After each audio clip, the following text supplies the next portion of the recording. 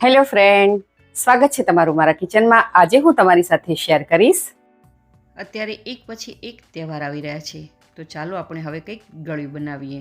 એકદમ મીઠાઈવાળાની દુકાન જેવો અને ટ્રેડિશનલ ગુજરાતી સ્ટાઇલના મોહનથાળની રેસીપી. એકદમ સહેલી રીત છે, પરંતુ થોડી ટ્રિક્સ અને ટિપ્સનું ધ્યાન રાખશો તો તમારો મોહનથાળ પણ બિલકુલ દાણેદાર અને એકદમ મીઠાઈવાળાની દુકાન જેવો જ બનશે. તો ચાલો રેસીપી શરૂ કરીએ. નવી રેસીપી શીખવા માટે મારી ચેનલને સબસ્ક્રાઈબ કરજો અને બાજુમાં આપેલા બેલ આઇકોનને જરૂરથી પ્રેસ કરજો, એટલે નવી રેસીપીના નોટિફિકેશન સૌથી પહેલાં તમને મળે. તો સૌથી પહેલાં આપણે એક મિક્સિંગ બાઉલ લઈશું અને મેં અહીં 2 કપ જેટલો ચણાનો કરકરો લોટ લીધો છે. ટ્રેડિશનલ રીતે મોહનથાળ બનાવવામાં આવે ત્યારે તેમાં કરકરા ચણાનો લોટનો જ ઉપયોગ કરવામાં આવે છે, અને આ ચણાનો લોટ છે તે તમને માર્કેટમાં સહેલાઈથી મળી જશે. અને જો તમારી પાસે કરકરો ચણાનો લોટ ના હોય તો તમે રેગ્યુલર ચણાના લોટનો પણ ઉપયોગ કરીને આ મોહનથાળ બનાવી શકો છો. હવે તેમાં 3 મોટી ચમચી જેટલું પીગળેલું ઘી એડ કરીશું. હવે તેની સાથે 3 મોટી ચમચી જેટલું આપણે દૂધ એડ કરીશું. દૂધ અને ઘીનું બંનેનું પ્રમાણ એક સરખું રાખવાનું છે. હવે દૂધ અને ઘીને ચણાના લોટમાં સરસ એવું મિક્સ કરી લઈએ, એટલે કે આપણે દૂધ અને ઘીનો ધાબો આપવાનો છે. બંને હાથેથી લોટને સરસ એવો મસળી લેવાનો છે. તો તમે જોઈ શકો છો કે ઘી અને દૂધનું મોણ છે તે સરસ એવું મિક્સ થઈ ગયું છે અને આ ટેક્સચર જુઓ, પરફેક્ટ છે. હવે આપણે તેને ચાળી લઈએ. તો અહીં તેના માટે મેં ચોખા ચાળવાની એક ચાળણી લીધેલી છે. તો અહીં ચાળણી છે તે એકદમ ઝીણા હોલવાળી કે પછી મોટા હોલવાળી નથી લેવાની, મીડિયમ સાઇઝના હોલવાળી જ લેવાની છે. તો એ વાતનું ખાસ ધ્યાન રાખવાનું, એટલા માટે મેં અહીં ચોખા ચાળવાની ચાળણી લીધી છે. હવે તેમાં આ ચણાનો લોટ આપણે એડ કરતા જઈશું અને તેને સારી રીતે ચાળી લઈએ. હાથની મદદથી આવી રીતે દાણાને છે તે પ્રેસ કરતું જવાનું છે અને લોટને સારી રીતે ચાળતું જવાનું છે. તો તમે જોઈ શકો છો કે લોટ સરસ એવો ચડાઈ ગયો છે. આપણે થોડો પણ લોટ છે તે વેસ્ટ નથી જવા દીધો.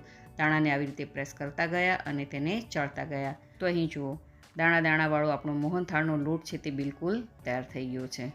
હવે આ લોટને ઢાંકીને ઓછામાં ઓછી 30 મિનિટ સુધી તેને રેસ્ટ થવા માટે રાખી દઈએ. તો લગભગ અડધો કલાક જેટલો સમય થઈ ગયો છે. હવે આપણે આગળની પ્રોસેસ કરીએ. તો મેં અહીં મીડિયમ ગેસની ફ્લેમ પર એક કઢાઈ રાખી છે અને તેમાં 1 કપ જેટલું પીગળેલું ઘી એડ કર્યું છે, એટલે કે મેલ્ટેડ ઘી એડ કર્યું છે. ધ્યાન રાખવાનું છે કે કઢાઈ આપણે જાડા તળિયાવાળી જ લેવાની છે. ઘી સરસ એવું ગરમ થઈ જાય એટલે આપણે જે ચણાનો લોટ તૈયાર કરીને રાખ્યો હતો તે બધો જ લોટ આપણે ઘીમાં એડ કરી દઈએ. તો બસ હવે આપણે થોડી મહેનતનું કામ કરવાનું છે. હવે મીઠાઈવાળાના દુકાન જેવો આપણે મોહનથાળ ખાવો છે તો મહેનત તો થોડી કરવી પડશે. તો લોટને આપણે કન્ટિન્યુ આવી રીતે હલાવતા જવાનું છે, બિલકુલ તેને છોડવાનું નથી, નહીંતર લોટ છે તે કડાઈના તળિયે ચોંટી જશે. અને ગેસની હાઈ ફ્લેમ પર પણ આપણે નથી કરવાની, ગેસની લો ફ્લેમ પર આ લોટને શેકતું જવાનું છે. જેમ જેમ ચણાનો લોટ શેકાતો જશે તેમ તેમ તેને હલાવવામાં પણ એકદમ સરળતા રહેશે. તો 12 મિનિટ થઈ ગઈ છે અને ચણાના લોટની સુગંધ પણ ખૂબ જ સરસ એવી આવી રહી છે અને ઘી પણ થોડું રિલીઝ થવા લાગ્યું છે. અને આ લોટનું મિશ્રણ છે તે એકદમ હળવું થઈ ગયું છે અને હલાવવામાં પણ એકદમ ઇઝી થઈ ગયું છે. તો લગભગ 20 મિનિટ થઈ ગઈ છે અને આ ચણાનો લોટ સરસ એવો શેકાઈ ગયો છે અને લોટનો કલર પણ બદલાઈ ગયો છે. હવે ગેસની ફ્લેમ આપણે બંધ કરી દઈશું અને આ મિશ્રણને થોડું ઠંડુ થવા માટે રાખી દઈએ. હવે મોહનથાળની બરફી જેવા પીસીસ પાડવા માટે અહીં આપણે ચાસણી બનાવી લઈએ. તો તેના માટે અહીં કઢાઈમાં મેં 1 + 1/4 કપ જેટલી ખાંડ લીધી છે. અહીં ગળપણ તમને કેટલું જોવે છે તે તમારા ટેસ્ટ પ્રમાણે વધારે કે ઓછું પણ કરી શકો છો. હવે તેમાં 1 કપ જેટલું પાણી એડ કરીશું અને મીડિયમ ગેસની ફ્લેમ પર આપણે ખાંડને પાણીમાં મિક્સ કરી લઈએ. તો ખાંડ છે તે પાણીમાં સરસ એવી ઓગળી ગઈ છે. હવે આપણે ગેસની ફ્લેમ હાઈ પર કરી દઈએ અને મેં અહીં 2 થી 3 ચમચી જેટલા પાણીમાં કેસરને પલાળીને રાખ્યું હતું, તેને એડ કરી લઈએ. અહીં આપણે ફૂડ કલરનો પણ ઉપયોગ નહીં કરીએ, માત્ર કેસરનો જે નેચરલ કલર હોય છે તેનો જ ઉપયોગ કરીશું. તેની સાથે અહીં અડધી નાની ચમચી જેટલો ઇલાયચીનો પાવડર પણ એડ કરીશું, જેનું શૂટિંગ નથી થયું, મારો ત્યારે કેમેરો ઓફ થઈ ગયો હતો. અને આ બધી જ વસ્તુને સારી રીતે મિક્સ કરી લઈએ.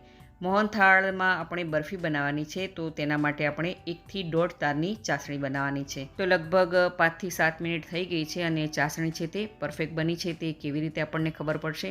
તો તેના માટે ચાસણીનું આપણે ડ્રોપ એક પ્લેટમાં લઈશું અને તેને આંગળી અને અંગૂઠાની મદદથી આવી રીતે પ્રેસ કરીશું. તો અહીં 1 થી 1.5 તારની ચાસણી બને છે. ધેટ મીન્સ કે આપણી જે ચાસણી છે તે પરફેક્ટ છે. હવે ગેસની ફ્લેમ આપણે બંધ કરી દઈશું અને આ ગરમ ગરમ ચાસણીને આપણે જે શેકેલો ચણાનો લોટ રાખ્યો હતો તેમાં એડ કરી દઈએ. હવે આ સ્ટેજ પર આપણે કઢાઈને ગેસ પર નથી રાખવાની અને ચમચાની મદદથી કન્ટિન્યુ તેને હલાવતું જવાનું છે. જેમ જેમ આ મિશ્રણ ઠંડુ થતું જશે તેમ તેમ તે એકદમ થીક થવા લાગશે. તો 3 થી 4 મિનિટ થઈ ગઈ છે અને ચાસણી છે તે સરસ એવી લોટમાં મિક્સ થઈ ગઈ છે અને મોહનથાળનું આ મિશ્રણ છે તે એકદમ ભેગું થવા લાગ્યું છે.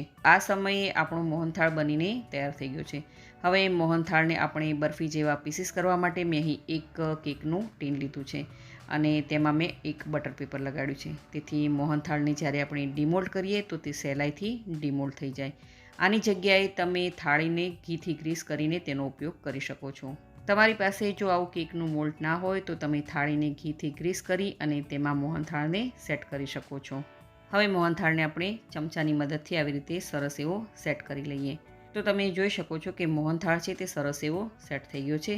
હવે આપણે તેને ગાર્નિશ કરી લઈએ. અહીં કાજુ અને બદામને મેં બિલકુલ ઝીણા ઝીણા સુધારી લીધા છે. તેનાથી આપણે તેને ગાર્નિશ કરી લઈએ. ત્યારબાદ પિસ્તાથી પણ આપણે તેને ગાર્નિશ કરી લઈએ. તો હવે મોહનથાળને આપણે બિલકુલ ઠંડુ થવા માટે રાખી દઈએ. તો અહીં જુઓ, મોહનથાળ છે તે એકદમ ઠંડુ થઈ ગયો છે અને મેં તેને ડીમોલ્ડ પણ કરી લીધો છે અને તેના પીસીસ પણ કટ કરી લીધા છે. તમે આ મોહનથાળના નાના અથવા તો મોટા પીસીસ કટ કરી શકો છો. તમે આ રેસીપી કઈ સિટી, કયું સ્ટેટ અને કઈ કન્ટ્રીમાંથી જોઈ રહ્યા છો મને કમેન્ટ કરીને જરૂરથી જણાવજો. તો રેડી છે આપણો એકદમ પરફેક્ટ મીઠાઈવાળાની દુકાન જેવો દાણાદાર મોહનથાળ. તો બન્યું છે ને મોહનથાળ એકદમ સોફ્ટ અને દાણાદાર. ખૂબ જ ટેસ્ટી એવો બન્યો છે. અમુક ટિપ્સને તમે ફોલો કરશો તો તમારો મોહનથાળ પણ દાણાદાર અને સોફ્ટ બનશે. તો આ તહેવાર પર તમે મોહનથાળને જરૂરથી બનાવજો. જો તમને મારી આજની આ રેસીપી ગમી હોય તો વિડીયોને લાઇક કરજો અને વધારેમાં વધારે શેર કરજો અને મારી ચેનલને જરૂરથી સબસ્ક્રાઈબ કરજો. તો ફરી મળીએ એક નવી રેસીપી સાથે.